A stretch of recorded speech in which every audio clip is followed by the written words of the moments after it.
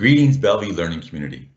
I would like to dedicate the beginning of this week's message to our over 1,600 graduating seniors.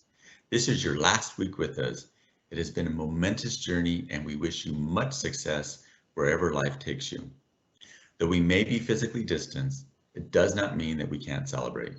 I invite all of you to share your joy of reaching this important milestone across social media. You can do this by sharing your graduation photos with us using hashtag BSD2020grads on your preferred social media platforms, Instagram, Facebook, and Twitter, or email photos to communityrelations@bsd405.org for us to share on our website and social media platforms. I am also happy to hear that our Department of Health has given our high schools and other schools the go-ahead for our graduates to drive through their schools for one last visit and to capture this important memory.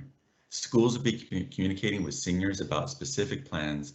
Please be safe, as your well-being is important to all of us. We will miss you greatly, and I look forward to hearing about your wonderful accomplishments.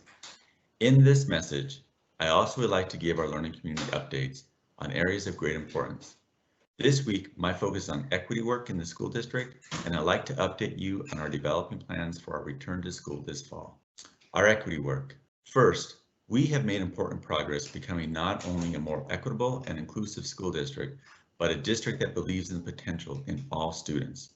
This means that we are striving to reach our vision for each and every student so they will become creators of their future world.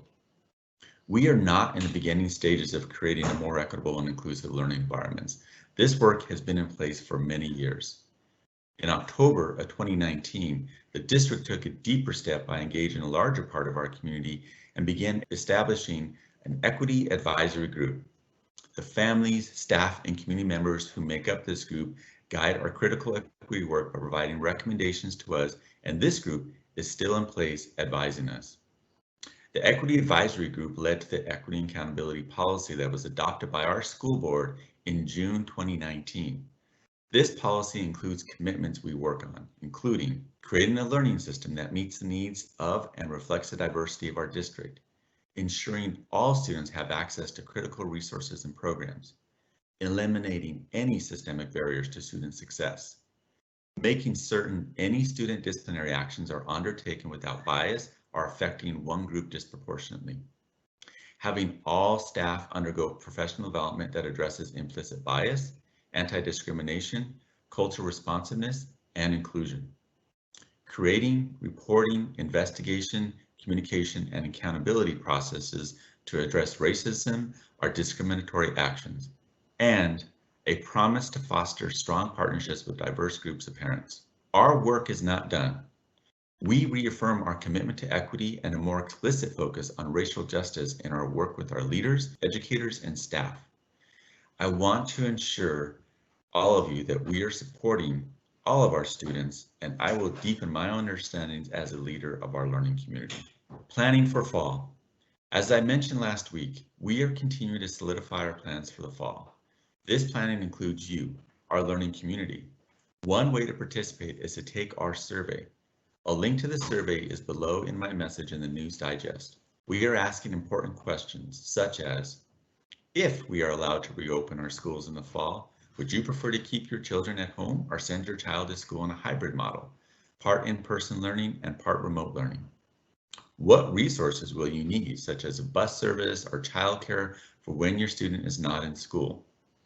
If we have to close school, what option would you prefer?